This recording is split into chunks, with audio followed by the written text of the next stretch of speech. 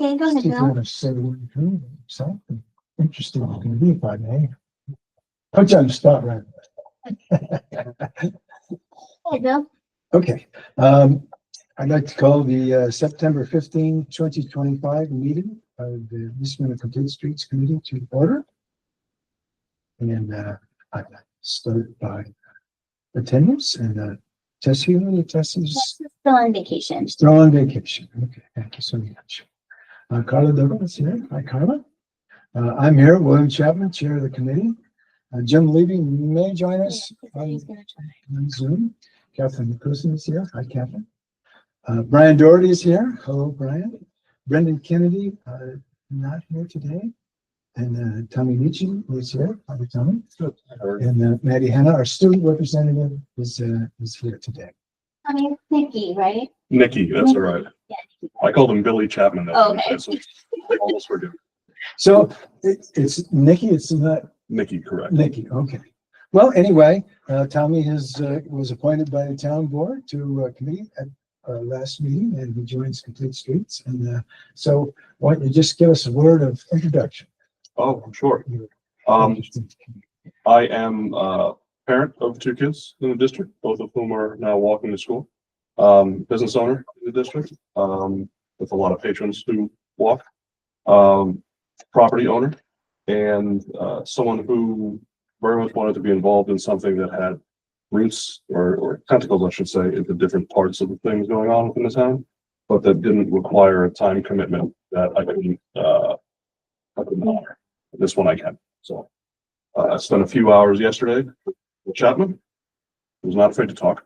So You had to learn that hard lesson right away. I not guess. afraid to talk, but he was very patient. He had lots of paperwork with him. We went through a good piece of it. But I applaud the efforts that have been done so far by the Complete Streets Committee, and I look forward to being able to bring my skills, talent, ability, which are some have similar to Bill's and some are different, to the committee, and try and help the cause along. Good. Thank you. Welcome your intellect and energy, and going to be a good addition to the community. Behind it. So, we're dedicated citizens of the community. It's going to be fun. Privilege of the floor is next, and we have a citizen here, Cynthia. It's your turn. If you'd like to say a minute, in fact, come out and sit at the table, Cynthia. And don't be afraid to talk loudly until you're caught on the video. Yay, thank you. My name is Cynthia Holmes. I brought notes, so don't mind me looking down. I live at 2890 Troy-Schenectady Road, and we've lived there for 32 years. I'm here to speak about my concerns over the Route 7 linkage study concept that I hear of, about widening the sidewalks or adding a multi-use path. Concerns and not a fan. So I certainly oppose adding any more blacktop, asphalt, concrete, the Niskayuna Route 7 corridor. This includes my opposition to widening the sidewalk, installing a full or partial multi-use path, or paving over the existing light-colored sidewalk. I oppose this because I feel it's unnecessary and wasteful. Route 7 is already a very wide 5-lane road with 2 sidewalks, one on each side, in a 90% residential area. It already looks like a raceway. At night, it sounds like a raceway. And it contributes to the urban heat island effect. We in Niskayuna and around the surrounding communities have a bike path. We don't need more hardscape, especially when a safe, scenic bike path already exists nearby. I feel the effort should focus on making the access to that bike path safer and better marked, not duplicating infrastructure. As far as heat island effect, adding more pavement increases heat absorption. Landscaping does not fully offset this. Stormwater and maintenance, more hardscape increases runoff, burden on the infrastructure. Knock wood, in 32 years, we've only had 1 wet basement issue. think it was a tornado or a hurricane effect. So we typically have a dry basement. I'd like to keep that. And as far as maintenance, I think the town does a phenomenal job, but maintaining 4 miles of sidewalk times 2 on each side is a job. And in the last, from 2021 to 2024, it took 3 years to repair a single sidewalk slab near my home.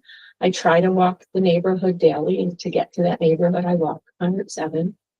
And it was only repaired after the existing damaged sidewalk led to the second slab damage. So it was double the work, double the money. Snow removal, the town already struggles to clear current sidewalks. I am forever grateful that the town clears the snow in front of my house and my driveway. However, the more snow, the longer it takes them.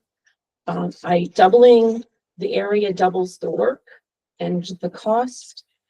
And if anything were to be widened, it piles the snow further down my driveway, further up my driveway, and closer to my house, which also brings salt and dirt and garbage.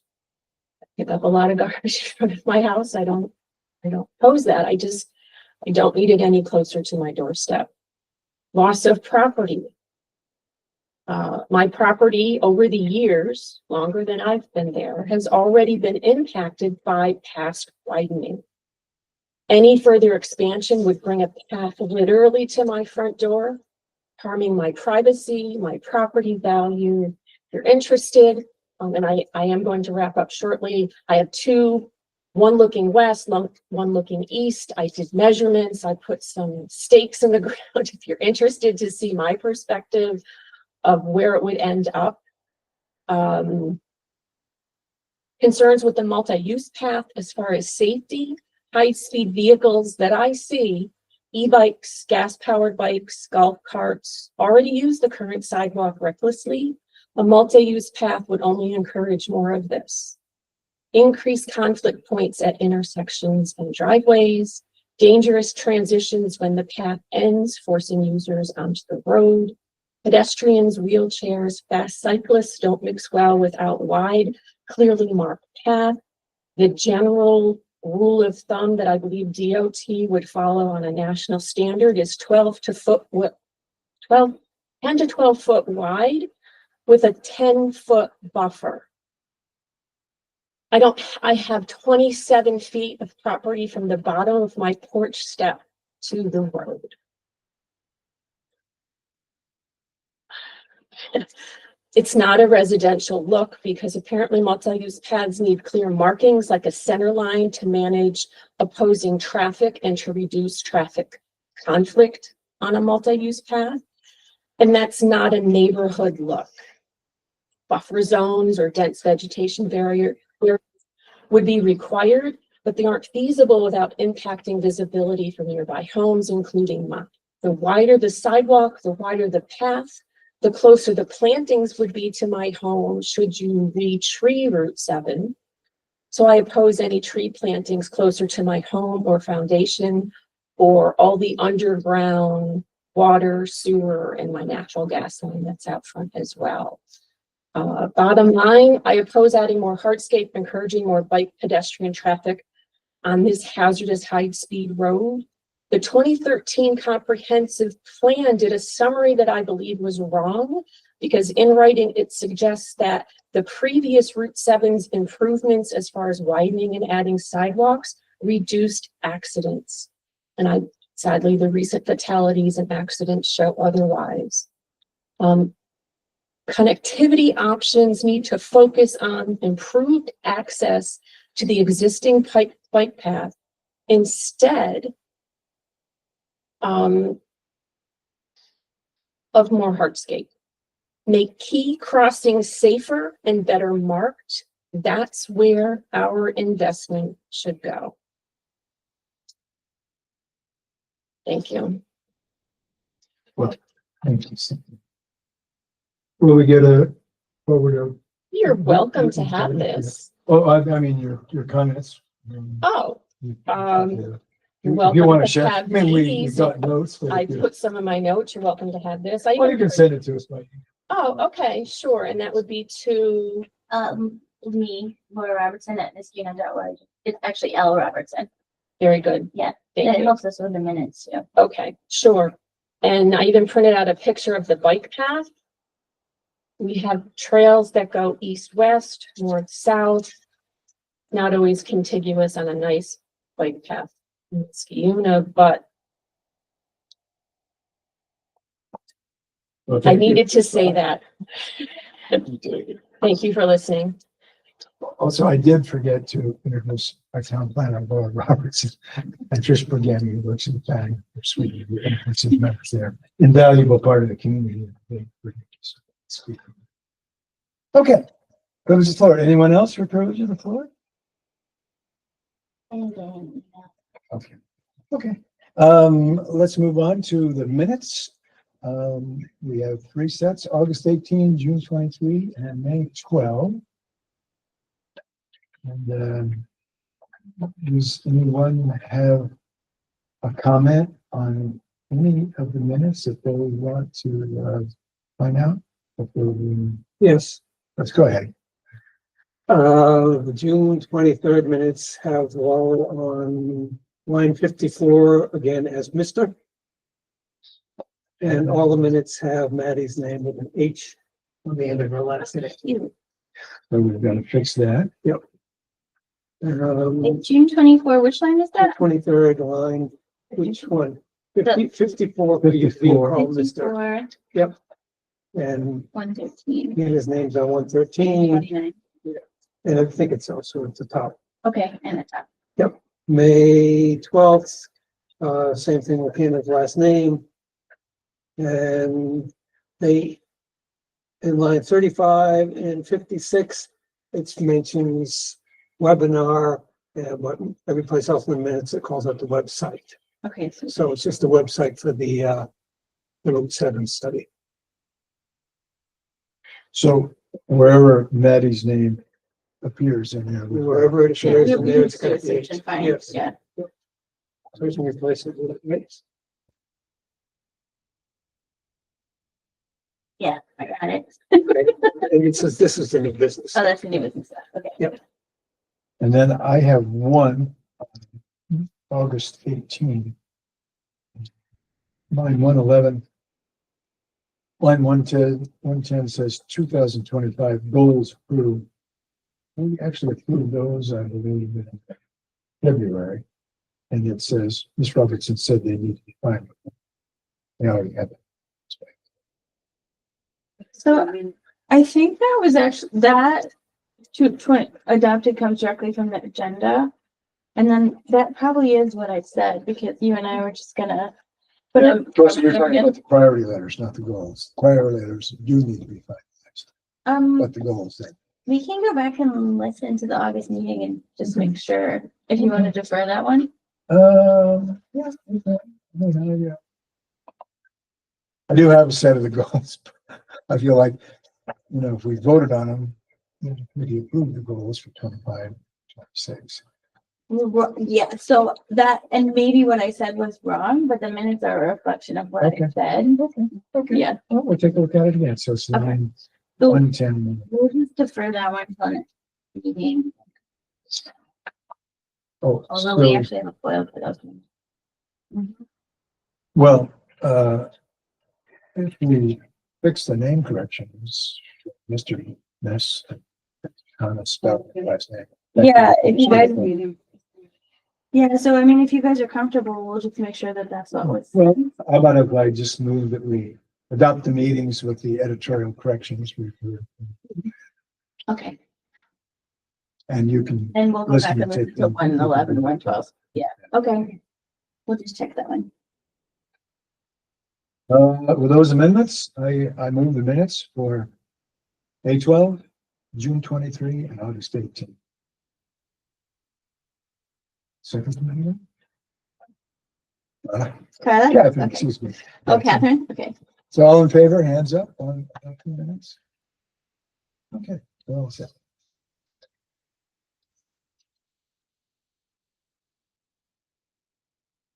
move on to safety on Route 7 linkage study update.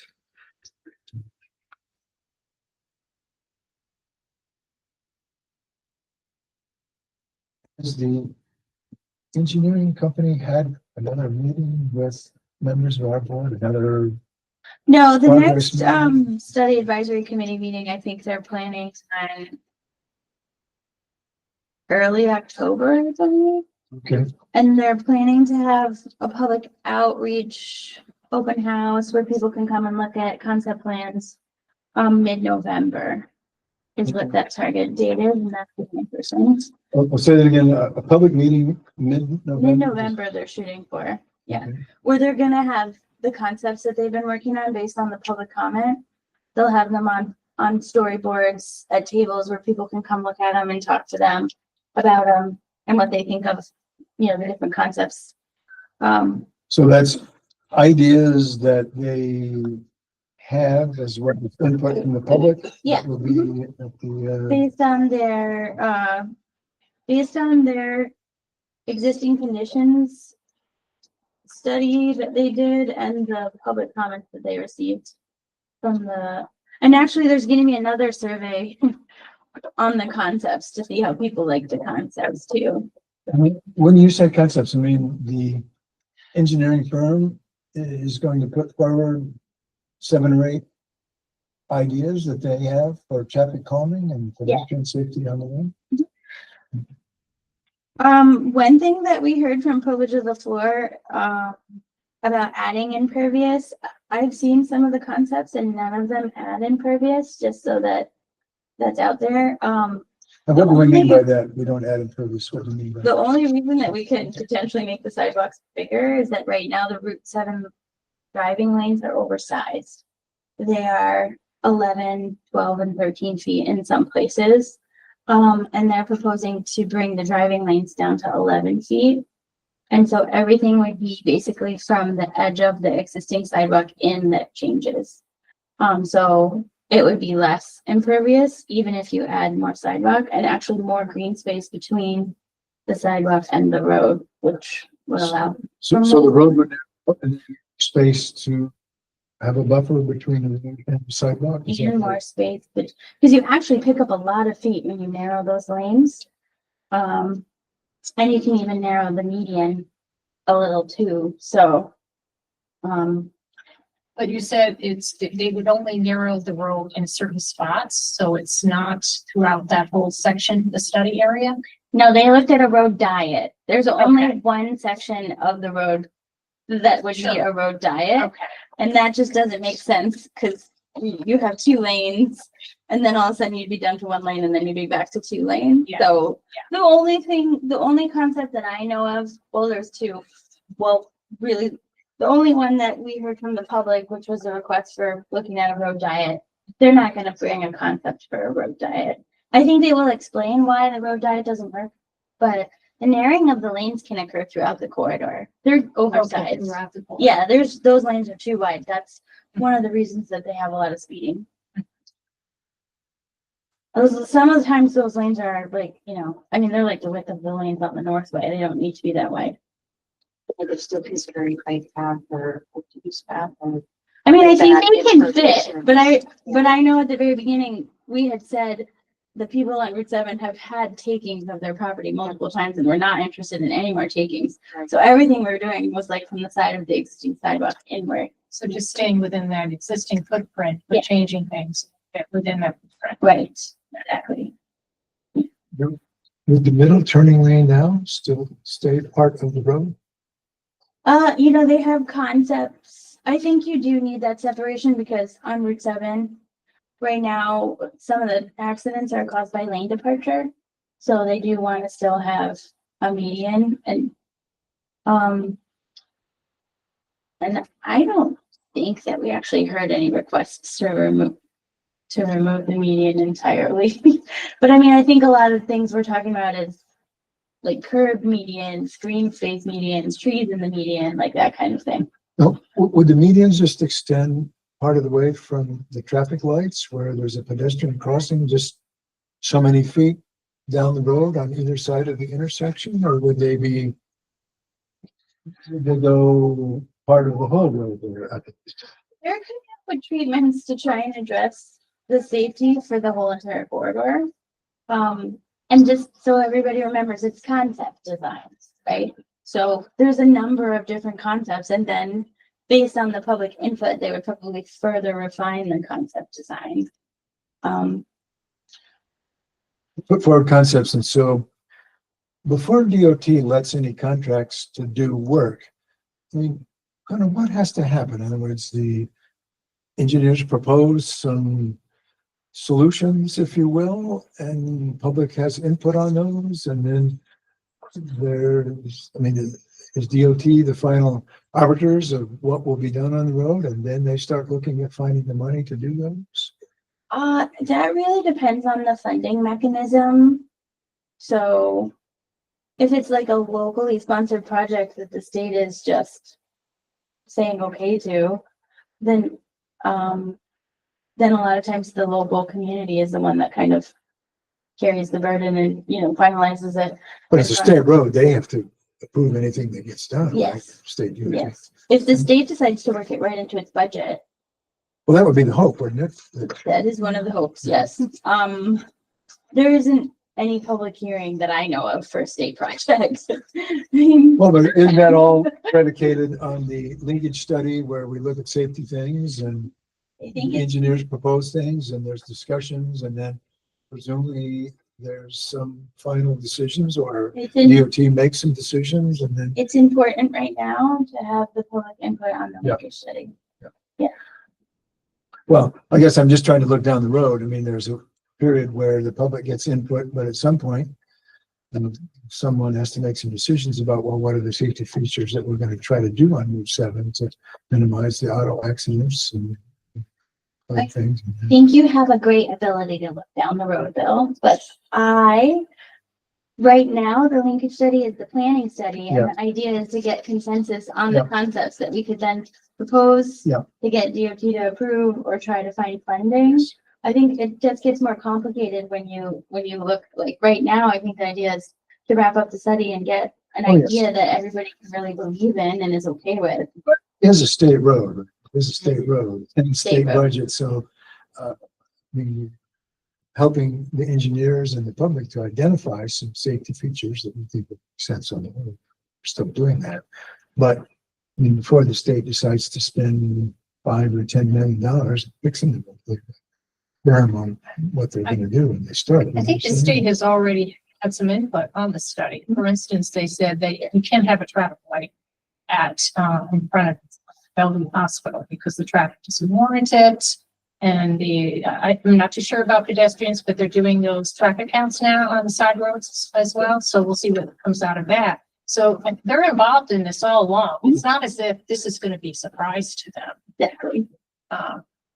I don't think they're going to be a hindrance to this. They want to work with everybody on this. So they're concerned. I mean, that's something Mr. Emmy, They there's ordered. hardly any. She said that she was gonna tell me when the pedestrian counter went out. My only concern with that is that, most people are not crossing Yeah, I know. Route 7. And there's a lot of people that would use transit on, to go to Bellevue. But they're not going to because they can't cross that street safely. It's true. So it's not going to be a great reflection of what the real need is, I don't think, but Yeah, they call that's it, the only way they know how to do they it. have to do the study anyway. Right, they do. They are talking about something like latent demand, like that they know that there would be potentially more people, but they can't cross the road. Right. And they can also like factor like future development along 7. Yeah. But there isn't like a whole lot of areas kind of left around there to develop, so. But they do mention like that they understand that there's latent demand there that it's not being captured. That's good. So you forgive me, I'm doing a lot of reading the last 24 hours, I'm totally up to speed. We keep using the term they. Yeah. So when we talk about they relative to coming up with, conceptualizations, we're talking about the study advisory committee. Actually, we're talking about the consultant. They're called Labella, and they are the ones that are coming up with that essentially got awarded the linkage study contract.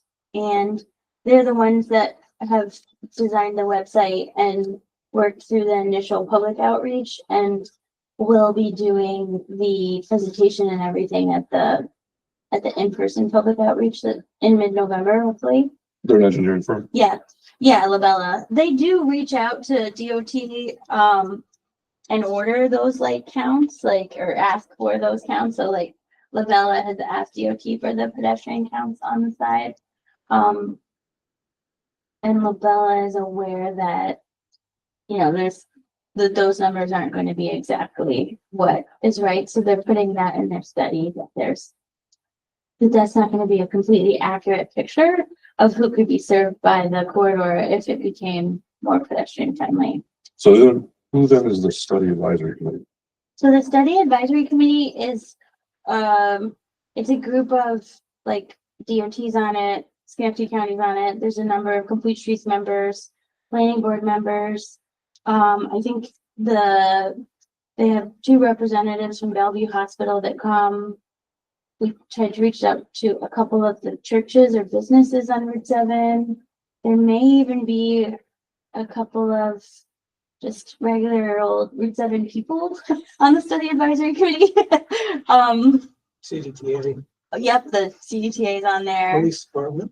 Police comes, Yep. and then the Capital Region Transportation Council is the one that actually administers that whole grant. And so they come as well. And the consultant works for them. Yeah. Not for the Lavello works for The the Labella works for the SAC, Transportation Council. transportation. transportation. Yeah, Yes. They're the transportation planning organization for the capital districts. it used to be called, Capital District Transportation Committee. yeah. But they changed it. I can't get past that. I mean, You can't even. I know, it's just ingrained in here. I just.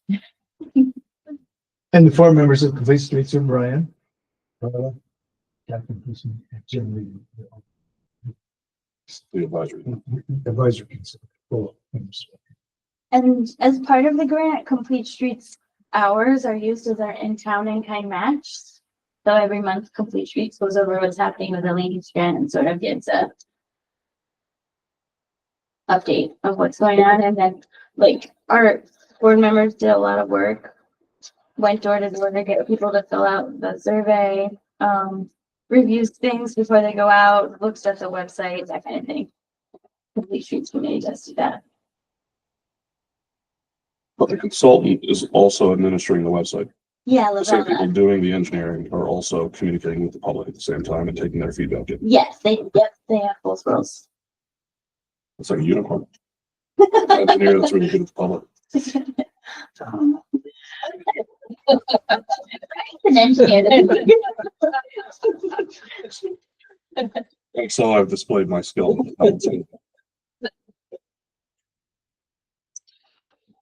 Well, I do think in our May 12 minutes, lines 51 to 51, you have an excellent statement of what our goals are. 7 safety study, how things fit together. So I'm looking for a 5-step summary. Well, Thank you. let's put it. Didn't think you're in the word they. I wasn't sure who we were referring to. Call us out on all of it. When I first went to the Transportation Council meetings, they used acronyms like you can't even believe, and I just had to go home but I think we do it a little too because we all know each other, so just call us out on it.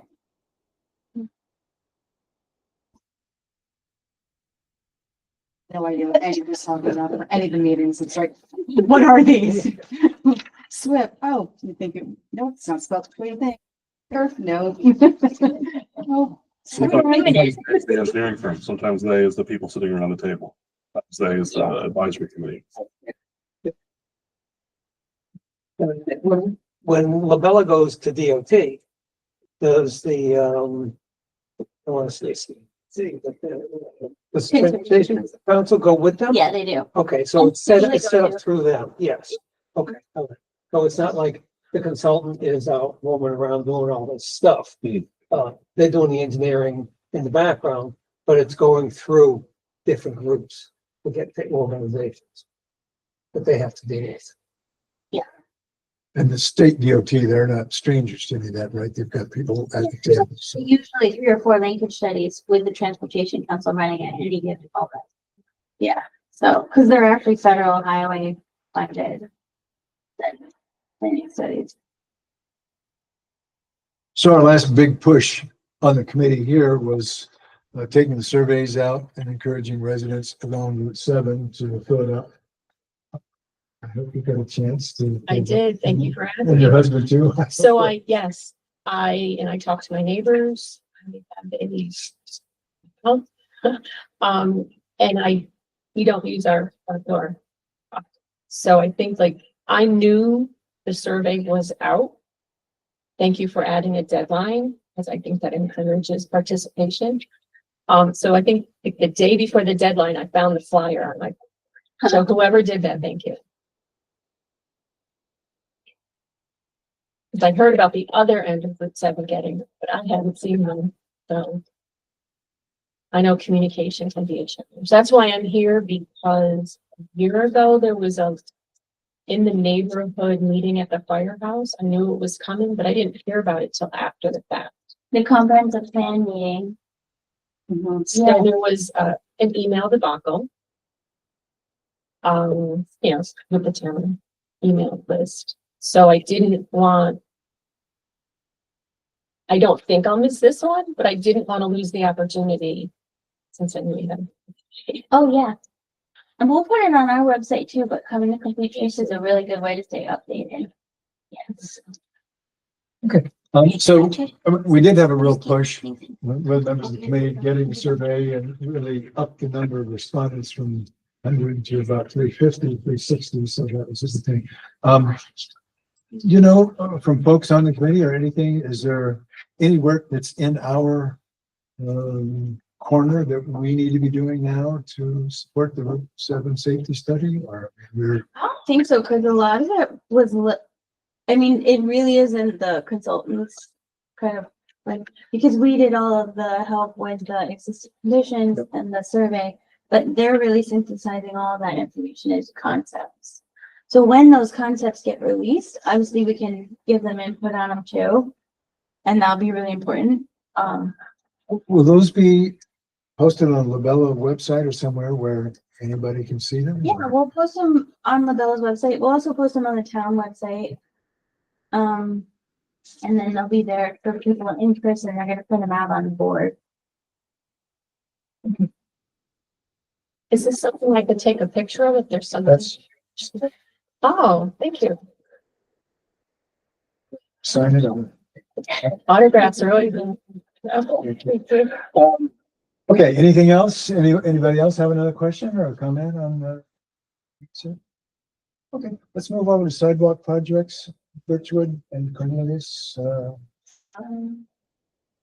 I think we really just need to pull out a calendar and pick some date on that. Where we, Well, are we waiting for the engineers to come back? And I know we've given them input on things, speed humps and various other things. Are they ready to meet the public or? they're not gonna meet the public, that's. Okay. Yeah, Well, then I haven't,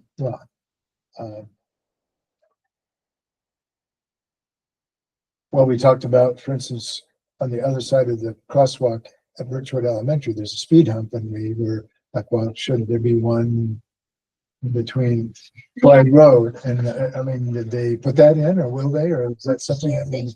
so I gave engineering and highway a deadline of this last Friday to give me comments. Because I still hadn't gotten comments from them. I still actually didn't get, well, you missed your deadline by a long time. But you can still send them to me if you want. And if you want, we could wait until we have the final design before we schedule the meeting, but they're really ready to turn that around and give it back to us. They're just waiting on the final comments from us.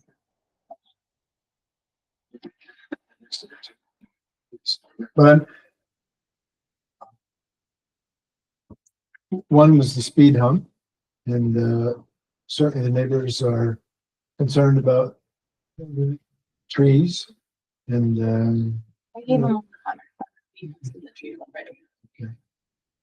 and then I thought I. once we go on the other side, south of the crosswalk at Birchwood Elementary, I mean, there's no sidewalk going from the town into Colony, the 3 or 4 houses that go from Birchwood crosswalk. No, that's not in this design. And, I guess we still have to find out if there are students in Colony that go to Birchwood Elementary. I mean, Our students in Colony that go to Birchwood. well, I know We that. know that. Oh, okay, we do know that. I guess, did we think about talking to the town planner in Colony to say, look, we're working on this. If you have some moms and dads that would like to see their kids walk to Birchwood Elementary, then down the road, we might want to think about the sidewalk that would Yeah, get there too. we've talked about that. Okay, It's we not- talked to committee or that we've given a phone call to the town planner in Colony. I haven't talked to the town Okay, planner on this one in specific because it's not included in this scope, okay. but I'm very supportive of doing it in the future. And did you and Jim Levy both have some thoughts about the sidewalk in front of Hillside Elementary? I mean, if we do the sidewalk on the west side, the city of Schenectady on Cornelius, it goes down and then it angles over to Hillside Elementary and, Yeah, I know Jim had some comments on that, but, I'm not sure which side he was talking about, but I know that we talked about whether there should be a crosswalk where the road crosses to go into the school property. yes, for sure. We talked about that at the last meeting. Yes, we did talk about that last time, and I know he was concerned that, in some spots, people's front yards are down below the road that's there now, so if you push out a sidewalk there, then it might get kind of steep going into their yards. That's why on Cornelius, I think the sidewalk is directly adjacent to the road. Okay. Yeah, I think know that's the main Yeah, reason but for that. that was Jim's comment. Yeah. Right, I think I had mentioned maybe, because we talked about when the buses and the cars come in to the school property, the crosswalk there, putting the crosswalk there, but I was thinking maybe a stop sign there before people go into the, A stop sign at the end of Hillside. before Yeah. they go into the, school parking lot. And that would add to safety that there's an automatic stop. Yeah, You don't have to look to see, oh, is there anybody in the crosswalk? Or if you've got icy weather that you can slide along and run over a pedestrian in a crosswalk that you're gonna have to stop there. So that would be something. Well, we should ask the design folks if they think that's an idea that makes good sense. Is that in your notes? Should I add that? I did not have that in my notes. Okay, I'll add that then. Okay, good, thanks. Okay. Well, anyway, anyone that, can we email these to Tommy so that he can see them? So this is some virtual. Some comments, send it to Lauren and be part of it. Are these projects linked up simply because they're both relative to school districts? Even though one is a higher traffic area than one? Cornelius, we did have a serious injury there. It's 30 years ago, but the parents that live on Cornelius, they say, look, we have near misses all the time. And it's not a time before it gets hurt. And they want to see a safe sidewalk because the cars are on the road and the buses are on the road. And, the kids are walking to school, parents are walking to school. Well, I'm not suggesting one being more valid than the other. I just don't, Yeah. my question again, I'm agreeing to this, is if you're relying on funding to do both and not do one and then the other. We're gonna do them both. Together. What are our comprehensive? We're trying. We That's submitted the grant. We haven't been Yes. awarded yet. Got it. We submitted it once before too and didn't make it, but we were close. But if there was only funding to justify one, I don't know that we- We need Kingston. One is significantly more expensive though. They're not really, the cost estimates are not. I think Birchwood is quite a bit more expensive, but I think probably because it's the longer. Yeah, And when you apply for a grant, you're applying for a specific amount that's gonna cover both of these projects, so you're not gonna award you half of the amount, so you get it or you don't. Yeah. I think these two together are $9. In fairness to our town board, I mean, they have set aside the matching portion if we do get this grant, and that's to their credit. So is it a 50% match on it? Yeah. Percent, so that's a real commitment by our town board. Safety for children walking to school. And in our goals, I mean, we have been working with the high school because they've been, well, the school district in general, they've been doing construction in both Van Antwerp and Iroquois. And we, part of our part with Hillside, we did do a sidewalk on Plum Street, and we have done the sidewalk on Palmer, and we are supportive of doing more improvements on both either Dexter or Story Avenue in front of Van Antwerp Middle School. Certainly, we've spoke to the superintendent of the high school about some asphalt paths and get students from the roads into the high school property. And, you know, we did have a meeting, it's been about 2 years ago or whatever, with some school board members and the superintendent to talk about really each one of the school campuses about more walkability to each one of those. And so, you know, we're encouraging them to spend a little money out of their budgets to do these things, but the town is also saying, look, we're going to put some money in that too. So The town has to spend a certain amount of money on ADA improvements, which these intersections count towards too. So that helps. Anybody else with a thought on Birchwood or Cornelius? Anyone else have a question or a thought? Any shares? Okay. Let's move on to Ms. Gunnar. Okay, so you guys looked at this once quite a while ago. It's changed a little since the last time you looked at it, and I think it's gonna start moving forward with more detailed design at the planning board level. So this is on Aqueduct Road, and it's directly adjacent to Rivers Ledge of Niskayuna, up by the Rexford Bridge traffic circle. Can I ask a quick question? Yeah. They're not adding those units between Aqueduct Road and the bike path. Those are already there, right? No, they're adding. They're adding, so that's part of what we're coming in. Correct. Yeah. So I mean, can we share thoughts on that, or is it just the crossing that? no, I think at this point, I think you can start sharing thoughts on everything. That's why I put so much of it in your packet so that you have some background on the project proposal. Yeah, thanks for that. Read that whole thing. Because a lot of times we just look at the map. But I mean, this is a really big one, and there are a lot of places where you could have connectivity. So I figure the earlier we start looking at it with comments, the more they can be incorporated into the project. This one specifically right now has this bike path crossing, which it has. So right now, this is actually just pretty much all forest. There's a very nice house existing right here. So Rivers Ledge, then those big power lines cross the road, then there's a very well-maintained house right here. Then there's a kind of really dilapidated house right next to it. The proposal is to take that really dilapidated house down, and then they would put these buildings here. There's currently no bike path crossing for this property. So that's where they're proposing to cross the bike path is here. They have to do a very specific submittal to New York State Parks in order to get a crossing on the bike path. It's owned by the state, which the town has to help them submit because they won't work with private developers. And then after that crossing gets completed, there's a number of kind of trails inside of the project. So like the kind of gray area here is sidewalk.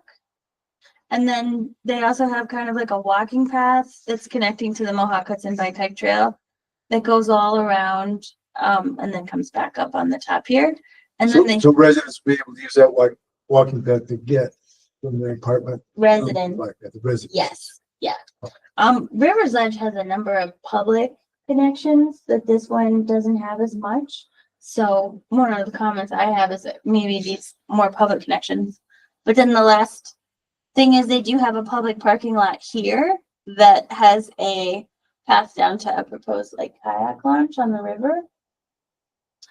Some things that I kind of noticed, the planning board mentioned, they have some sidewalks, they have parts, but the sidewalks aren't sort of everywhere. This is a nice walking path for them, and it goes along this existing pond, which is really nice.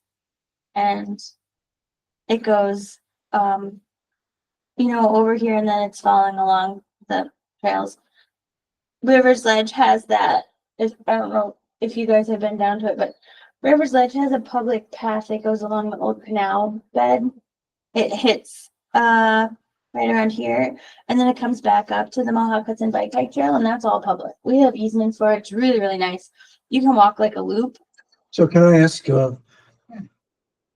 we have a bite of the apple here because we're gonna approve some additional apartments, but if there are other things that, from a complete streets perspective, that we'd like to see in here, this is our chance to ask for them. Is that right? That will be part of the approval process for this project? Exactly. So that if we're, I don't know, bike paths or, well, that's a good answer. That I see they have an area that they're donating to the town down there. Is that going to be a town park, or does the town already have an easement to that from the Canal Corporation? Or So if the Canal Corporation owns it, where do they get permission to donate something to the town? if they no, don't? the Canal Corporation owns, this is the old Erie Canal. The Erie Canal goes right through here. Okay.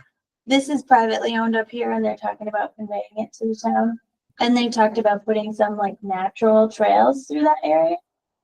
But we haven't seen a map of those trails. Could you just Bring it up here now. think the area the town would get there?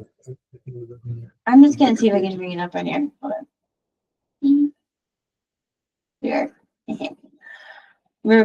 River's Ledge has this trail right along the Erie Canal. So this is on the Erie Canal, this trail here.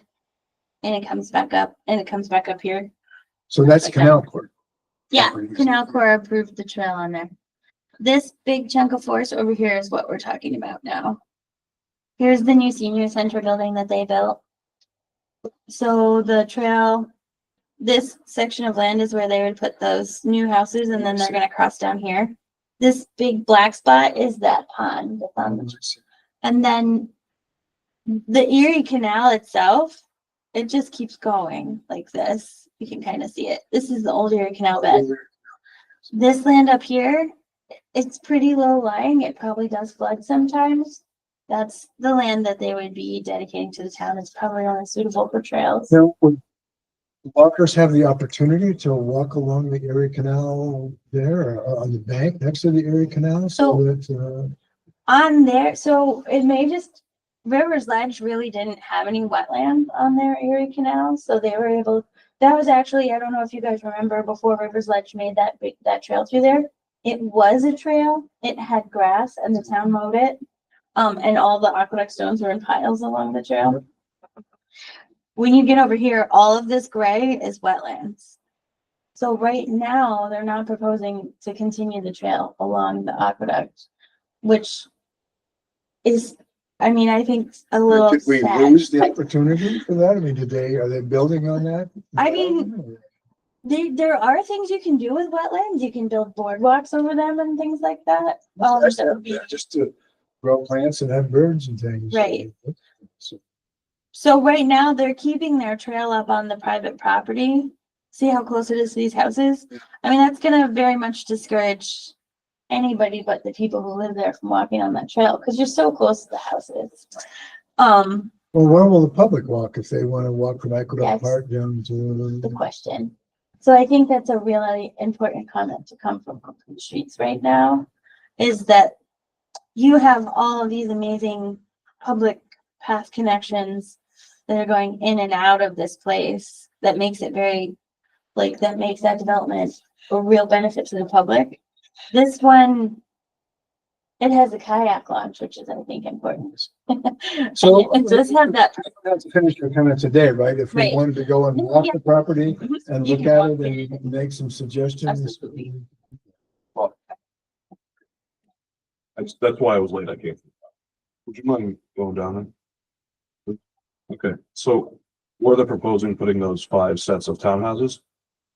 My understanding is the reason that they're looking for this bike path crossing is because they need a second egress? Or no?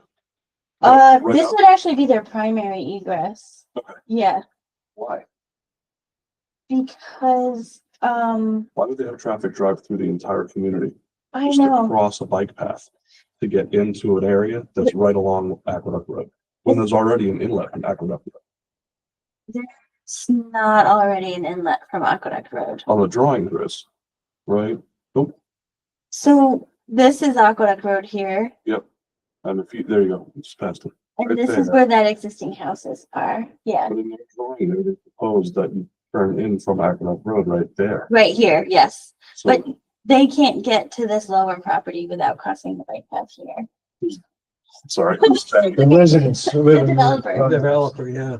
He can't, he can't get to build them, you're saying? yeah, he But can't, the people who are living in these townhouses can get from Aqueduct Road directly there without having to drive through the whole community and cross the bike path. no, they do have a connection. They're proposing like an emergency access connection underneath these power lines. But their main access point for all of this forest is crossing that bike path. They don't have a different one. This little guy is the Mohawk Hudson Bike Hike Trail there. I saw, and they're well marked. I saw the 2 different paths that are 2 different areas where the path crosses already. Based on rivers, right now we're Rivers Ledge, yes. Rivers Rivers Ledge Run has the at Ledge Drive. crossing. And they're both marked well, and I actually just watched people utilizing them. It's not a high traffic area at this point, Right, but the 2 of them dilute the amount of traffic that has to go into the community. But if everyone in those 20 townhouses has to cross that path at least twice a day, wants to go to work, wants to come back from work, it seems like more volume of people driving across the bike path than you might want if you were not just turning in off Aqueduct Road.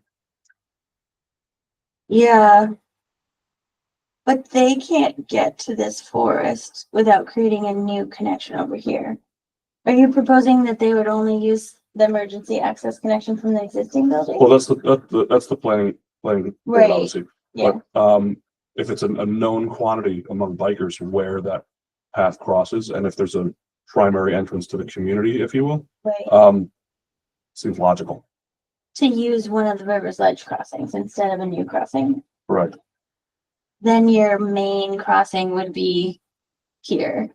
Right, so it's almost a natural, to the east is what's existing, to the west is what's new. Right. And then the only other thing that I mentioned that I saw in the drawing, if you look where those 5 townhouses are, just to the right of that. Yeah, this is that Yeah. pretty house. Yeah, so that's listed as fast food in the Oh. drawing. Yes, the planning board noticed that. That's what. So it just, especially if that's one of the main crossings to come through, that then also is, and I encourage all food and beverage business, I'll be very, very clear about this. To have everyone have to go across that bike path that wants to go to McDonald's, for example, but I'm not saying that was what that would be. Well, that seems like an odd bit. That was a note from an old plan that they have. Gotcha. They're actually planning to dedicate that where it's labeled fast food. That's this right here. It was a really good catch, so. Well, my eyes are not what they were, so I had to zoom in and I'm reading, I'm going, what is that? And then I go, who wants to buy a $300,000 townhouse next to a burger? They were putting like a Dunkin' Donuts footprint on there. Yeah, this says fast food. This pocket of land now, though, they're proposing to dedicate that just as open space. Yeah, So the developer owns that piece too. yeah, he does. Okay. That does go with all of them. So at least you know I read the packet. Yeah, no, that was a really good catch. So I missed that one. The planning board noticed that one at the last planning board meeting too. Again, that's not, I'm sorry. No, no, that's okay. That's not a turn in off Aqueduct Road to those 5 townhouses. Right here is the turn in off Aqueduct Road to the 5 houses. And then that's also the main thoroughfare then to get to this entire.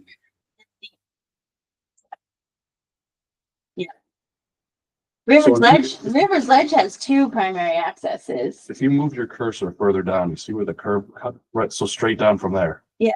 Nope, that's not No, Oh, like this. right Yeah. there. Oh, this curb cut. Wouldn't that make sense? I guess it's too steep because they can't, the road has to be a certain grade And by going kind of along the hill like this, they can meet the grade that the road has to be. But if they went directly up from here, it's too steep. Would it be possible to do a bridge for the bike path or a tunnel for the bike path, so the cars and the bike path people don't have to intersect, that the bike path people could either go under or over the road? But one of the other reasons they're down here is that by the time the road gets down here, it's almost the exact same height as the bike path. So when you go across the River's Ledge one, the second one, the newest one that they built, they actually had to like taper the bike path out because the road was a higher grade. So they had to rebuild the bike path. So there didn't used to be a hill to go up over River's Ledge. But now when you're biking along, you go up to the hill, then you cross the ledge drive or whatever it is, and then you go back downhill. This one is it's trying to be the exact grade. So you really don't even have to mess with the bike path at all. The road will come down next to these drawings. So they don't have to do that long tapered out approach to this crossing.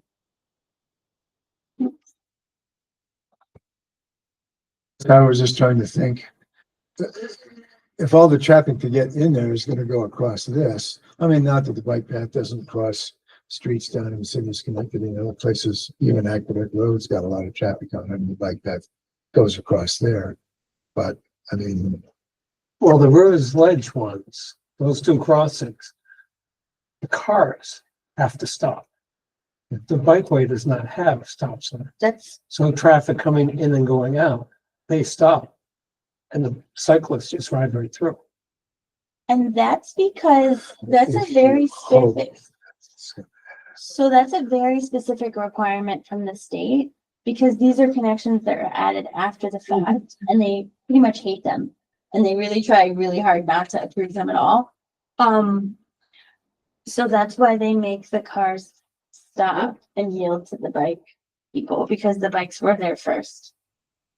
well, I guess I'm just wondering, is there a construction solution to this where they don't have to intersect like that the bikers could just continue on the path and the cars can either go over or under or something like that? Well, yeah. I mean, it's more money. They won't want to spend more money, that's certain, but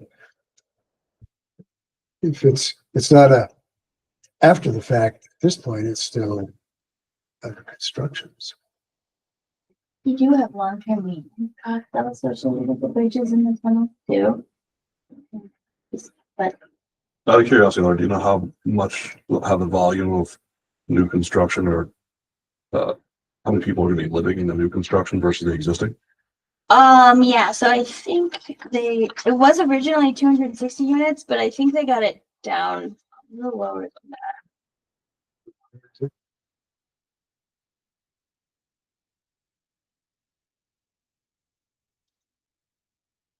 Oh, yeah, so it's, Oh, like the one, you know what the current Yeah.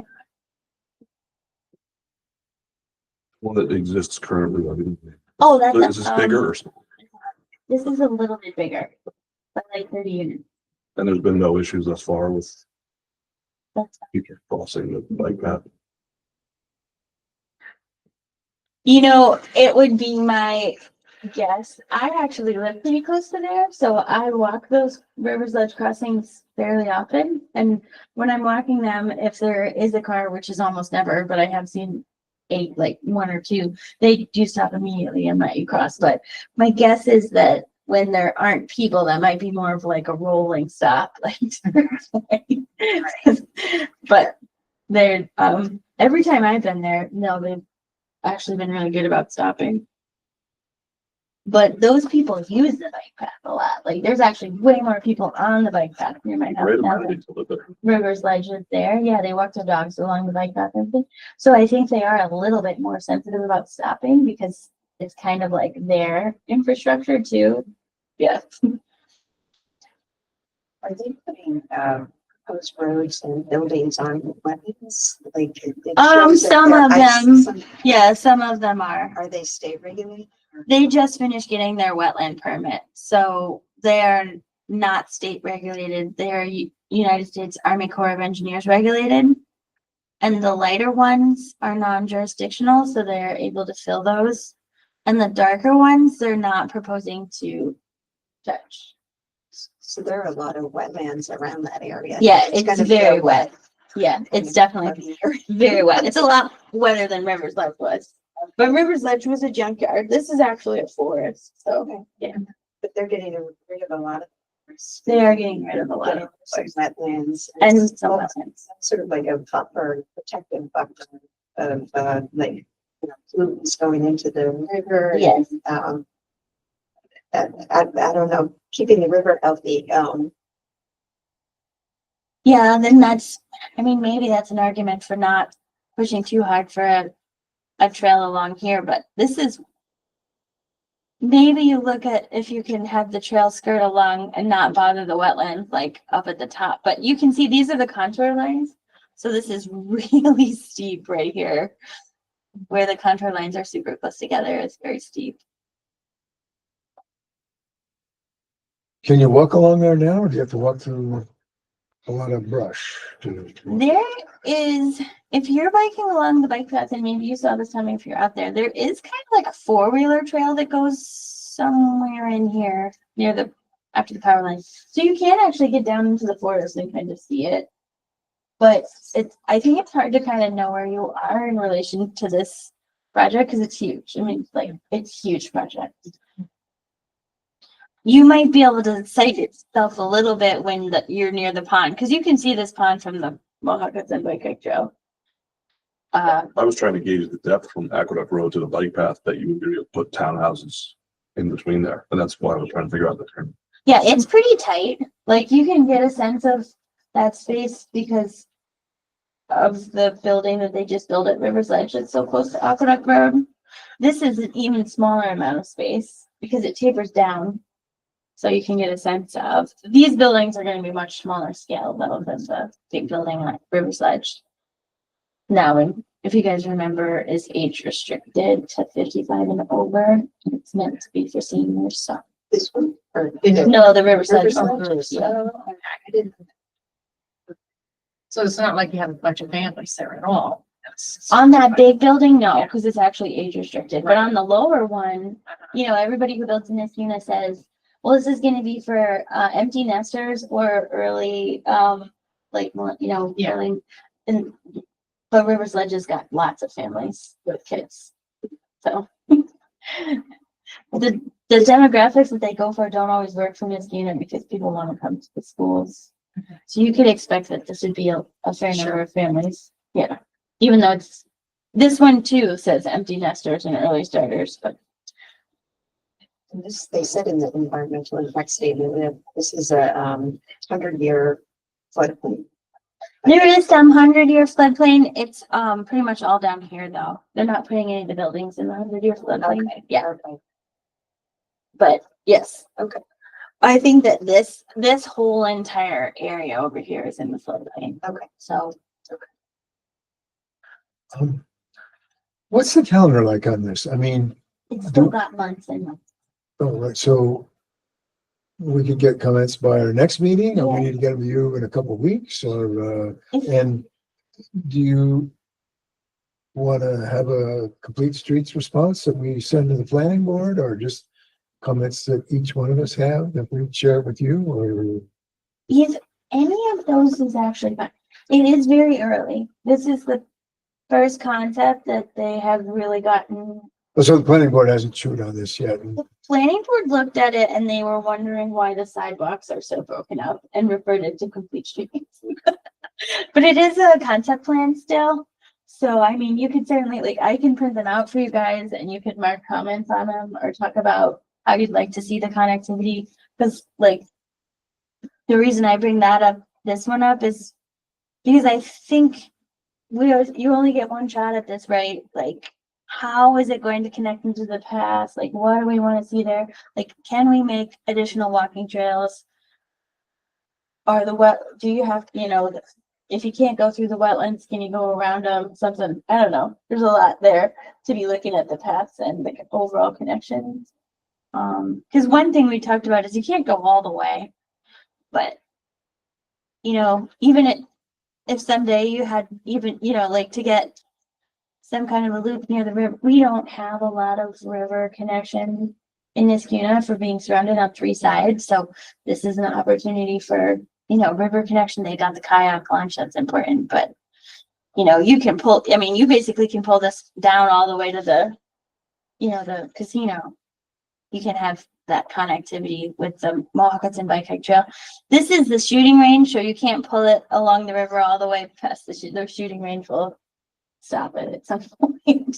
But you could, Can you just kind of draw your cursor around the circle where this development would be now? yeah, so where the Aqueduct Park is right here, but the Erie Canal itself continues to go all down here, you know, so it's I cool. think we'd want to see that walkable, I would think, so Yeah. people can just walk along. Yeah. And I guess there's still some like abutments and stuff in there. Oh, yeah, there's although some of the original stones that are still numbered. Yeah, I haven't walked that part of it. It is really wet. If you go to the end of River's Ledge, there's a big pile of the aqueduct stones right here. If you keep going straight, National Grid drives their trucks that way sometimes. So you can get in there a little bit, but it is really wet. Although maybe right now it's not as wet. But yeah, this is where you would get. This is where right there you can see that that's the crossing that National Grid has to the power lines, and then you just keep going along the aqueduct, the old aqueduct canal bit there. That's cool. So if that's something we want to see public access to, we should say that in our comments, right? Mhm. So it'd be good to have walkability along the. Will theirs connect to River's Ledge walkway? So right now they're showing a little connection, but it's almost redundant. River's Ledge actually has a public multi-use path that literally runs right along this Yeah, line and has a parking lot right here. Yeah. They're showing a connection that's running almost exactly perpendicular and then tying it in here, but that's actually the only place that they tie into River's Ledge. So in my opinion, you would probably want more connection than that. Or is there a sidewalk proposed by the townhouse? Not by the townhouses. The only place they're proposing a sidewalk is this loop right here. And then this sidewalk right here. So this is like the clubhouse. And then they have the crosswalk and then they have a sidewalk in front of these buildings. But like these buildings don't have any connecting sidewalk. Right. These guys, it's not terrible. These guys could walk across the street and get on that loop, but Well, I asked from a safety perspective, obviously, you're talking about a community that's 50% larger than the existing one. But instead of having 2 ways in, it's got 1 way in. Yeah. And that 1 way in is now going through the narrower part of the plot yeah, with the sidewalk. yeah. So let's say you got 150 units, stands to reason you've got 300-400 people that are in there, all going in through 1 space. That's a tight turn with no sidewalk. Yeah. We should definitely have some. So They do- your suggestion, we should tie, If you're we gonna should tie sidewalk River's anything, Ledge If you're or? gonna sidewalk anything, you'd want to do it in front of these townhouses. Right here, That's yeah. a high traffic area. Yeah. Not just for the people who live in townhouses, more likely than not, for the kind of people who want to do, less of home maintenance or looking at a townhouse, I would assume, and now I'm really putting words in people's mouths. They is right. are, that's your empty nesters, if you will. That's your people who probably should be looked out for more so. But that's, if you're looking at where sidewalks are needed most, it's not the larger, more, separate areas. It's, everybody who wants to get into this community has to drive by this house around this type 90 that we're trying to fit in between Aqueduct Road and the Mohawk Bike Trail. It is going to be tight. Yeah, that's really good comment.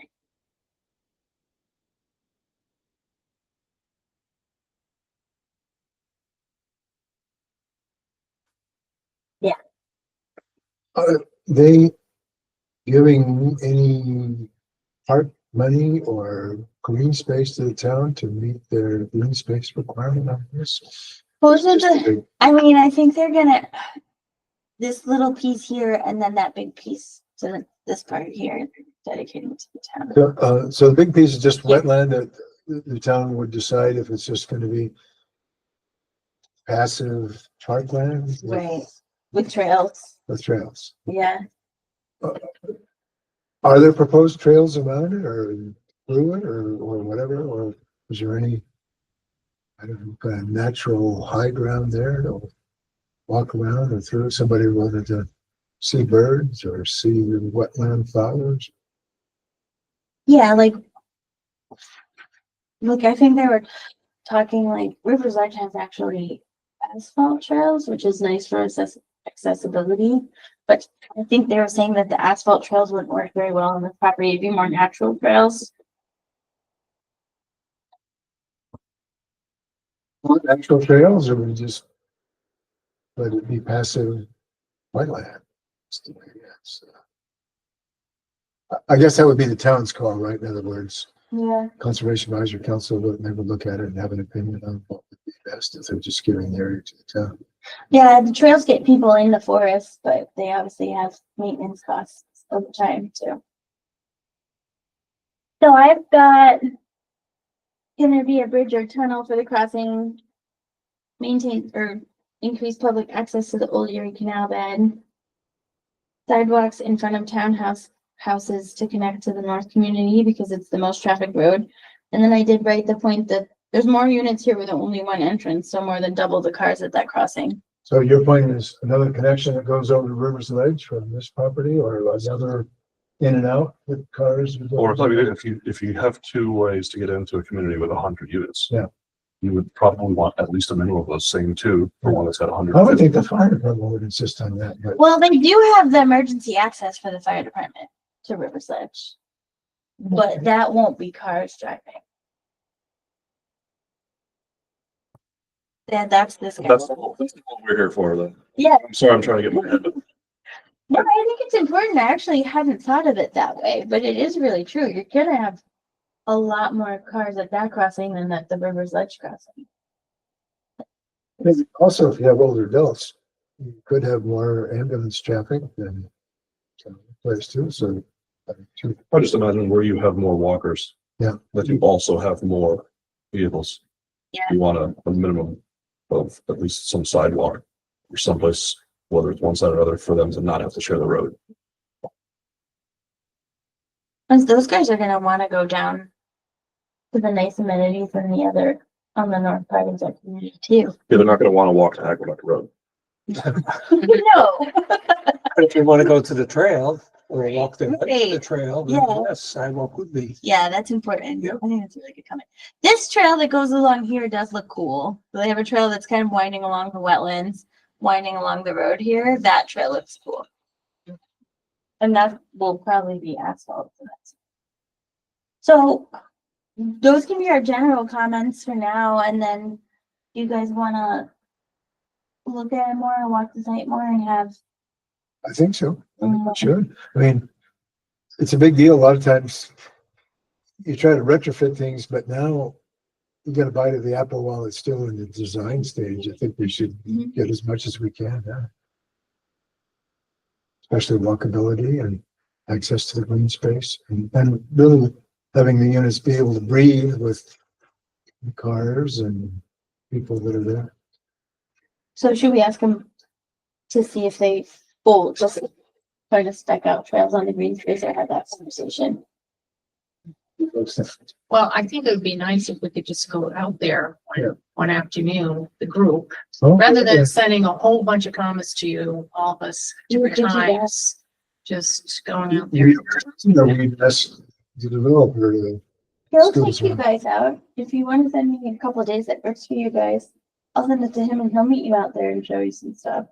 And it's probably useful too to actually walk the trails on Rivers Ledge too. They're really nice. You will like them, I promise. All right, so let's be coming off. So we'll do organize a walkthrough. And even if we missed the date of the walkthrough or something, well, as a member of Complete Streets, would we get a dispensation from the developer if we put on our hat and go out and just walk it ourselves to see stuff? Yeah, I can't get that email from him that authorizes you to do that, but yeah, usually. Yeah, it'd be nice to have that in your pocket They- in case somebody's yeah. like, hey, what do you do? Usually they do that. I didn't put them in the packet, and thank you for looking at that so thoroughly. I think this will be a good one for us to work on. The Tresco banks, both of them on Balltown Road, are asking for upgrades. The one is across from the co-op. They're asking to upgrade their ATM. I don't know if there's any connections there that we want to look at. Probably not. You guys might know. You might know that better than me. What do they want to do? It's just a stall that you pull in the machine? I mean, are they trying to make it? Yeah, they're just Two? upgrading their Okay. ATM. No, it's a pretty minor upgrade. So we could only ask for minor things or just replacing their ATM. Oh, but they have to come before the planning board to do that, right? Yeah, they're changing their curbing a little bit. This is one of the Trustco banks right here. Oh, yeah. So there's already sidewalk kind of around the whole parcel. There's sidewalk internal and there's some crosswalks like don't go to that Trustco bank, but I use it. if What are they asking for? they're just asking for an up. So anytime anybody comes before site plan, I like to run and pass the tree council and complete streets, just in case. Asking for another lane? I mean, just an upgrade, what does that mean? They're just replacing the ATM here. So they're not making an additional change, they're just replacing. It's more of a replacement, yeah. Not like, This because guy, I can. see this ATM right here? They're replacing their ATM. Can you go on both sides of it or just the inside one? Oh, yeah, there's no machine. Yeah. I mean, They do have to cut this curving back a little. so you can't access the Do you see machine. that curve from right the there? north side. Yeah, they do have to cut that curve back a little. This is actually an interesting one, Laura, on the entrance to this parking lot from Knott Street. That has the small curve to sort of delineate right turn only or turns, you know what I'm talking about? Smart. I believe so. You The go reason I across- mentioned that, at the co-op, it's sort of painted. Yeah, I can't even tell you how many cars run over that. Oh, You'll probably see the scrape marks on the Yeah. picture Oh, they run up. constantly. People who, constantly. So is that a necessary thing? Is there a value or a benefit to being the underside of somebody's car? Just for 3 feet of, Well, the county just did that when we did Knott Street. Oh, the county put that in? well, I don't know. Oh, it's county road there, so Yeah. so We can ask them.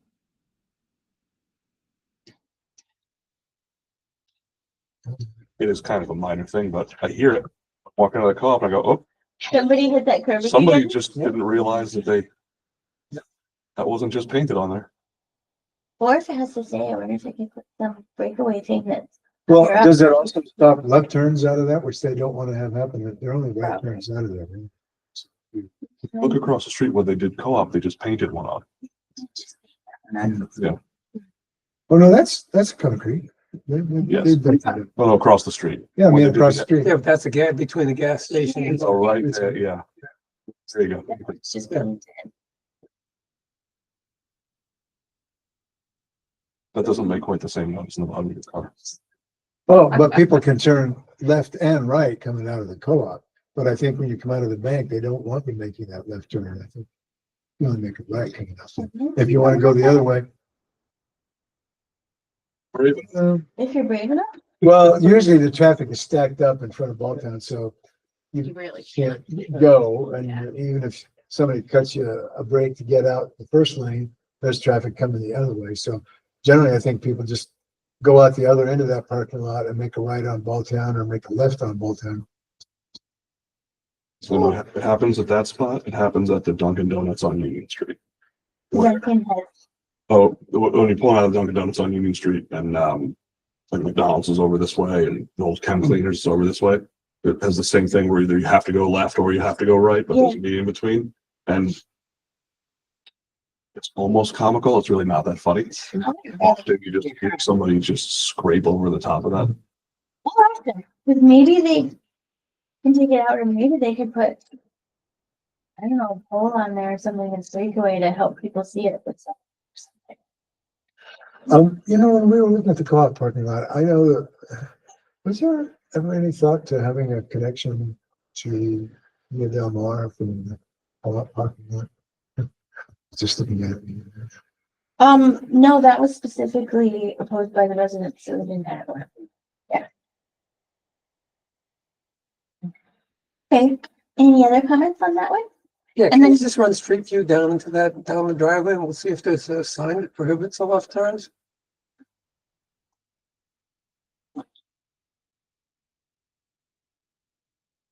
No. No. No. So, it's not, I don't see what difference it makes if it comes out or not. Yeah, okay. I mean, I think people, once they try it once, they realize it's hopeless, and so they do something else. Most of the time, probably. Okay, Well, there are other kind souls that drive on and then that the street that will let you in.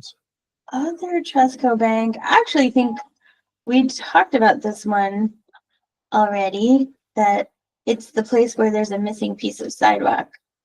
All right, I should zoom out more. Hold on. It's the one that's all the way down by State Street.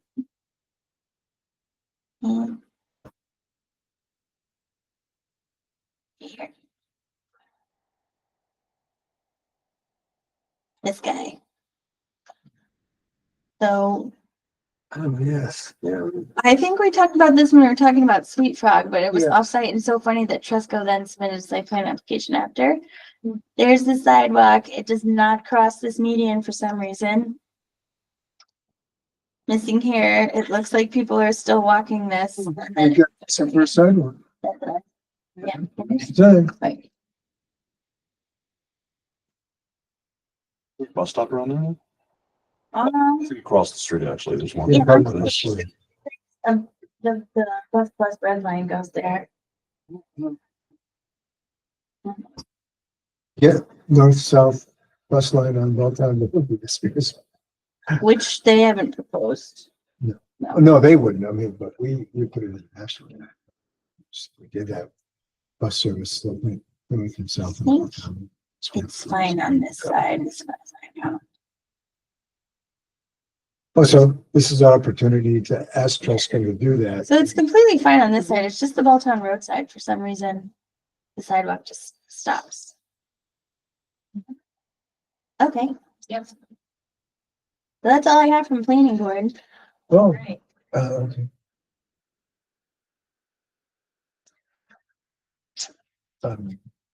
Crimson Oak Court, just, I did dig up well, this is the proposed sidewalk, what would go from Crimson Oak Court to that street east. So, I mean, there is interest, I think, really for a side path or sidewalk that would go along with Crimson Oak Court down to Belltown Road.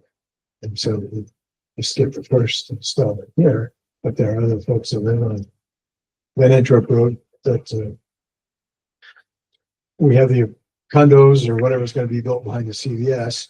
And so there's an asphalt path now next to CVS that goes up to Van Antwerp Apartments. And so we'd ask them to do a sidewalk to get up to Hilltop.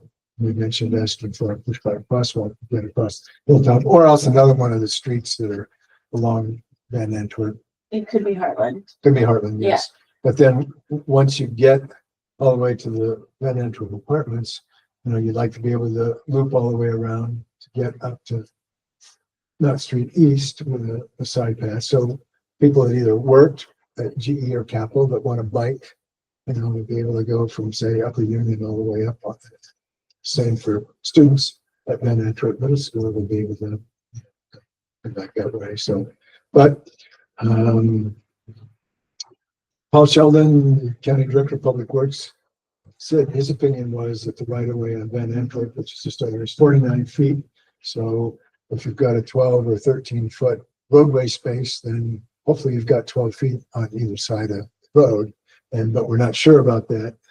So I did get the addresses and we're going to pull, it's the building plot plan. Is that? Yeah. And look at that. And then so all I want to do is just to see, you know, how much space do we have on the west side and the east side? And if it's the case that one side, I mean, you only have 8 feet or something, then there's not enough room for a buffer and a sidewalk. So we'd have to look at the other side, but we have to look through maybe, I don't know, 30 of them or something like that. And then get those. And then after we do that, Paul Sheldon said, well, the next step is a survey. I mean, well, the next step after that is to talk to homeowners to see who's supportive of a sidewalk. And we did have a letter from the folks on Crimson Oak Court and some of them on Van Antwerp that were supportive of a sidewalk, and there are a couple of folks. There's at least one, maybe two, that are on the west side that actually signed the letter, and they have a home on Van Antwerp. So, we wanna do that, see where the right of way is. And, I mean, I don't know, Paul Sheldon was like, well, survey's next, that's 10 grand. Do you guys want to sell pumpkin pies to get the money to do the survey? Or since it's a county road, we would say, no, it's a county road. We'd be asking you if you could, do a survey and see what's there. And then, I think maybe if we get the plot plans and we get, support from the neighbors, we could ask them to do the survey again. Is it new construction? Hmm? Is this relative to new construction? No, this is retrofitting Van Antwerp Road. So I'm not familiar with Crimson Oak Court. So I know you were talking about the construction that's essentially behind CBS. This is something different. yeah, something, but it's at either end of Van Antwerp Road. In other words, coming up from the other end, you go from Balltown Road, we get you up to Hilltop. The new buildings that would be built around CBS, Mhm. we'd have some juice to ask the developer to build a sidewalk from the CBS all the way up to Hilltop. Was that not a town requirement that new construction over X number of units be required to install sidewalks? It is not a town requirement. Hmm. Sorry, we could, maybe we could recommend making it a requirement in our code, but it isn't right now. Crimson Oak Court is right here. It's the last road before you hit the GE Research Circle and the entrance to GE. Bill likes to go farther in his brain. Yeah, we're actually talking about Crimson Oak to not GE. Yeah, because because right now there's like no houses really that come to this side of the road. Like, so these guys, it's actually like there's people that walk this road all the time. And then it's really short side. Like, look at this. It's terrible. But see, this is like looks like a really good place that we could retrofit to put a sidewalk. Because there's a buffer and all of these houses face Comanche Trail. And then we'd like to get it all the way up to Crimson Oak Court, because Crimson Oak Court is pretty isolated. It starts right, Maybe right they'd here. love to be able to get the street. Right here is Crimson Oak Court. So really, there's only like 4 or 5 houses where we'd have to retrofit this sidewalk. And most of them on the side a letter of support. Not out of the 5 homes. I think there's one, so we have to. But 2 of them are already in because the planning Yep. board required the easement. So we've got those, but not the 4 or 5 houses that are between Crimson Oak Court. And you go 4 houses down there. One of them, I think, signed the letter saying they're supportive. We need to get the other 3. And then, again, that's why we need to look at the building plot plans to see, well, where does the right of way lie there? And if the county has right of way, I mean, if we only have 8 feet, then probably if any of those homeowners dug in. Yeah, Well, this the is- option that you've offered is This just, is super recent. Yeah, no kidding. Because they only Yeah. cleared this like a week or 2 ago. This empty spot and this house are automatic in. okay, good, yeah, Yeah. so, right, in other words, from there all the way down, assuming the people on Comanche Trail are just like, oh, it's in my backyard, there's a row of trees that separates me, I'm fine with that. So it's only really, and one of those homeowners signed it. That's Really, what, yeah, if there's only the other 3, if they would all be willing to say yes, then we'd have it on the west side. And we'd have enough space to do a buffer and, 5-foot sidewalk. So that would be really great. yeah. And this is the county road, so we try and get the county to pay for it. Well, 2 questions, who pays and maintains? Yeah. Usually the town maintains them on the county road. And the town shows the snow on that street and then and State Street, they do State Street also. So state And they and do county that. roads, where the state and county have built the sidewalk in the first place, town is going to look into reduce. I gotta imagine there's some sort of study somewhere showing that increase in property value. It's walkable. They do. Yeah, there is. think you should probably bring 3 copies and drop them out. That's my cell. Okay. Well, anyway, Carly, you want to lend me a hand on this? Maybe? Yeah, just to see, yeah. Trish So what- pulls yeah. out. We can do that. Tricia's fast. Now that she has that list, she'll probably have it done by then, but we can like that. Okay. The other thing I want to talk a little bit, two is just, Brendan was working on e-bikes, but, we talked about just understanding, what the state law is on enforcement of e-bike regulations. And Steve Feeney is having I don't know if there's some people from Glenville or Steve talking to people about e-bikes and what kind of regulations. I think if not Brendan, if there's anyone else that's interested in e-bikes, if Steve has meetings once in a while, we could designate a representative to go just to see, well, is he thinking about a countywide solution or something that we could offer our police department to do to enforce e-bikes? I mean, now not only do I see e-bikes going by, but now I see e-bike guys are just riding down the back wheel. I mean, the kids on my street ride their bikes where they get them up and they go, but now they have e-bikes where they're just using the back wheel. So that's a big deal. Secondly, is it too late for us to do a public education training thing on push button crosswalks? Because we have Paulina Menzo who sent us the note about Knott Street and Regent Street, and I have some more thoughts about that. But also, Joel Bezoin's daughter bought a house, Yeah, Caitlin. and so she's troubled by people going through the crosswalk on River Road and across from Gladney Park. And we just talked about, well, what do we want motorists to do, and what do we want pedestrians to do to use push button crosswalks?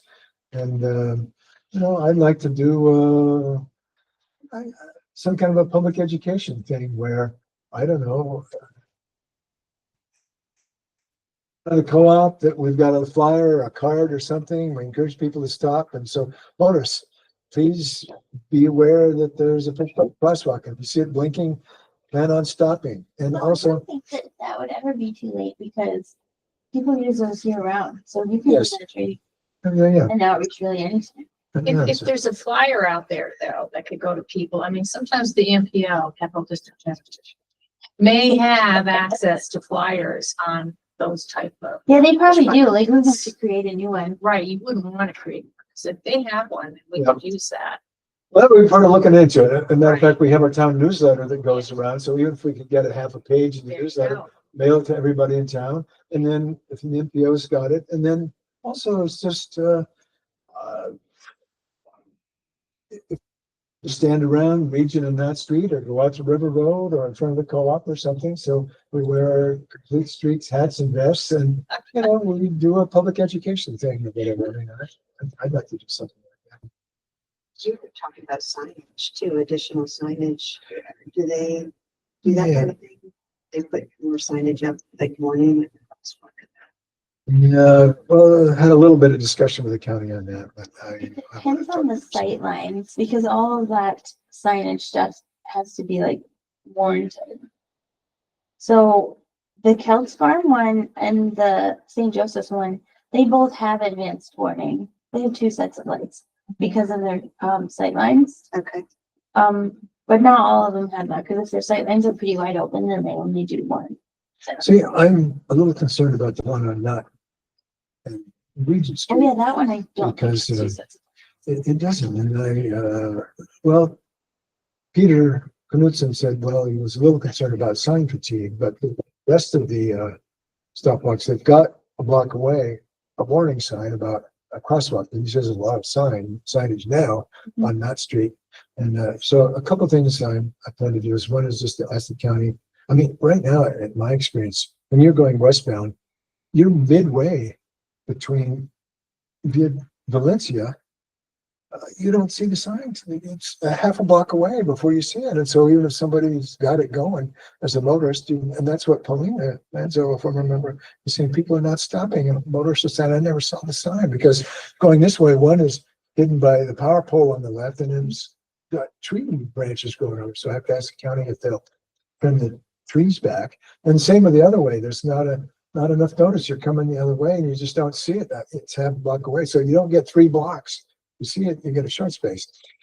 So trim that. And then also you had mentioned the co-op has the Sandwich sign sandwich sign. in the crosswalk. Would the county be amenable to Yeah, that? I think So we that can- at least alerts You the get motorists, hit, they're but- coming down the road and they say, oh, something might be here. They did remark the crosswalks, but you slow down a little bit, hopefully, so that you do get a chance to see the blinking sign.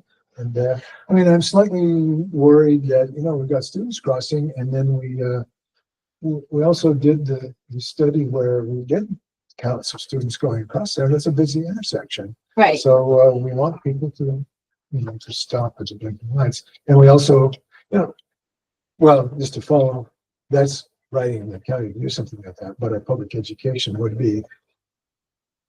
Wait until The police chief's point is, you get up there and you see a lot of people, even in front of lanes, if they don't push the button, they use the crosswalk, but they don't push the button, they go across it. The police chief has said, please push the button. And then really, if there's any cars at all, if you think they're gonna stop, make sure you wait until they do stop Yeah, I would and then make go that across. And so, Yeah.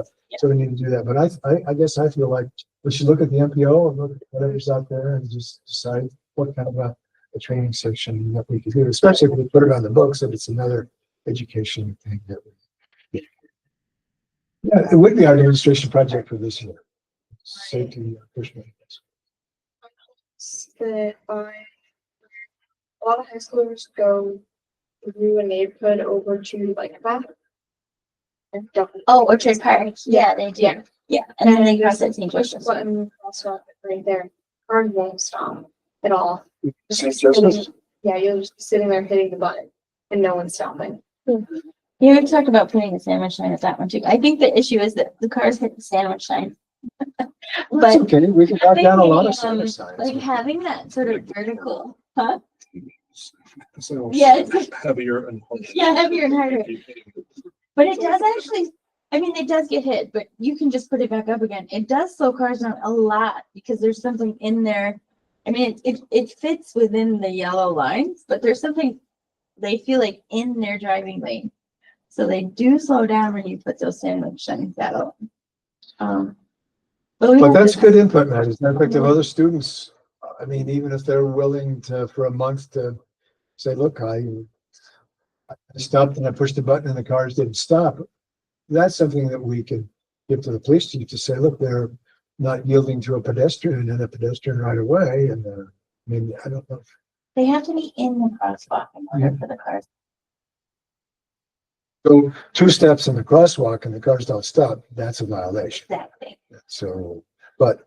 Sometimes the high school students are very like well behaved, so, and I think they don't even stand in the crosswalk Oh, they yet. don't want to get pulled over. Yeah. Yeah, you get a little New York City in you.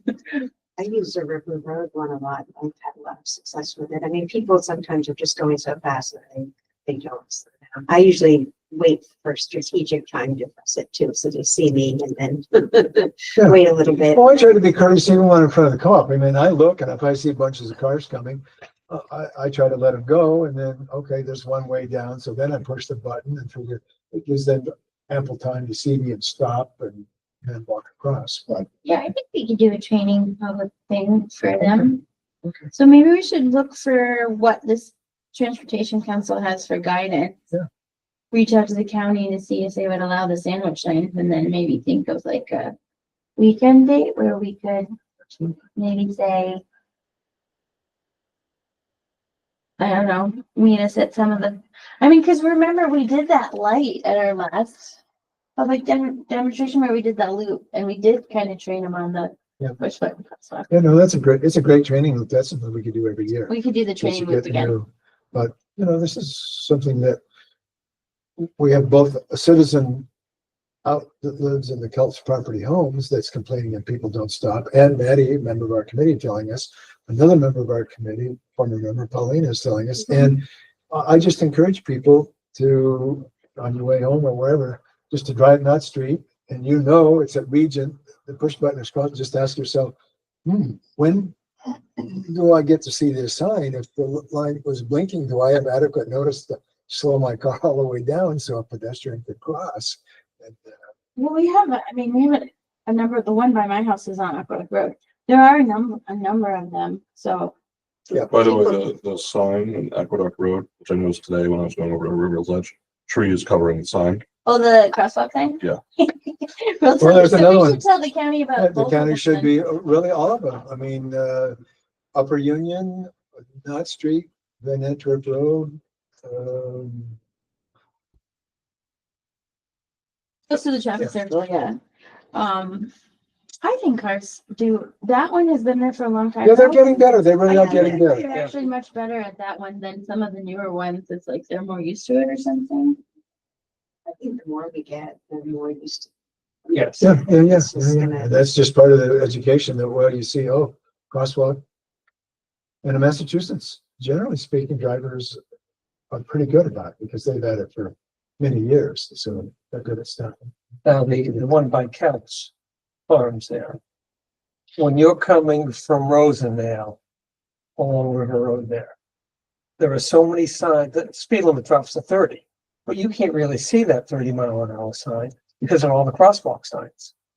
Yeah, that's, I think what Paul Schultz As was Peter saying. Knitz's point is, it's sign fatigue. Yeah, but I mean, if you drop in the speed limit, Yeah. then let's move the speed limit sign back towards Rosendale. Yeah, that's a good like idea. block, Yeah, that's a good So you can idea. at least see the sign that the speed limit. Yeah, that's a good idea. Because I mean, they did drop that because. Could the town move it or is it county road? Can the county only move the speed limit? I'm really not sure about that. I mean, I bet if we asked Ray to move it, he would do it if the county was okay, so. I'm not sure about that. I'll ask. Okay. Well, Um, really what we should do is maybe just take a drive around and look at all of them so that when we send a note to Paul Sheldon at the county, that we give him a comprehensive list of, look at these intersections and here are problems that we see and would you do this? Yeah, I think that's a good idea. And then I can look and see what the Transportation Council has. And then maybe one of you guys could take it and see if you want to make like a poster or something that we could put in the newsletter. Because I think that's a good idea too, Okay. that we could put up on, that, people could see. Okay, well, we're kind of 15 minutes. Of course, there's a real notion of what is quitting time. Bill, To me, quitting time is 3:30. Of course, the bill quitting time is 4 o'clock and sometimes longer. When they get up and walk out on you. Well, I try not to have that. We have to vote to end the meeting. Yes, Glenn, I'll entertain a motion to adjourn. Motion to adjourn. Sure. Okay, second, I'll do a second and all in favor. So thank you all for coming to that. That was a good meeting. I thought we got a lot of good ideas out of it. So, Well, thank you for your input. Now I have different questions for another time. you can email me or stop by too. Like, where would my mailbox go? Like, was it gonna be that much further away from my home? I'm getting No. older. Yeah, I can ask the consultant that too. And part of it, I'll revamp, maybe revisit. They're very